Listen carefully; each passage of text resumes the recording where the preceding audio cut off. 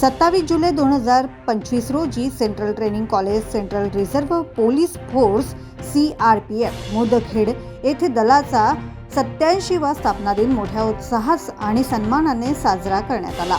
या प्रसंगी महानिरीक्षक आणि महाविद्यालयाचे प्राचार्य ख्वाजा सजदुद्दीन यांनी सर्व अधिकारी, अधीनस्थ अधिकारी, जवान आणि त्यांच्या कुटुंबियांना हार्दिक शुभेच्छा आणि अभिनंदन केले। आपल्या भाषणात त्यांनी दलाचा गौरवशाली इतिहासावर देखील प्रकाश टाकला आणि सांगितले की CRPF ची स्थापना 27 जुलै 1939 रोजी नीमच मध्य प्रदेश येथे क्राउन रिप्रेझेंटेटिव्ह पोलीस म्हणून झाली।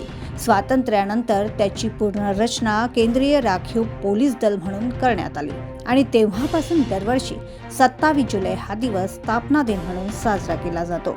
या प्रसंगी महानिरीक्षकांनी शहीद सैनिकांना श्रद्धांजली वाहिली।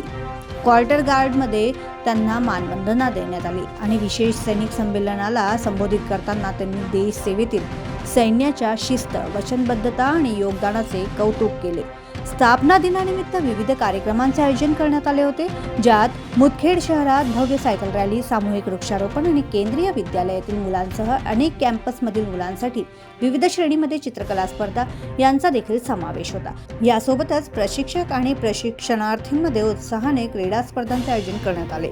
या विशेष दिवसानिमित्त सर्वांना एकता आणि उत्सवाचा अनुभव देण्यासाठी संस्थेचा सर्व कॅन्टीनमध्ये बडाखाना याविषयी सामूहिक मेजवानीचे आयोजन करण्यात आले।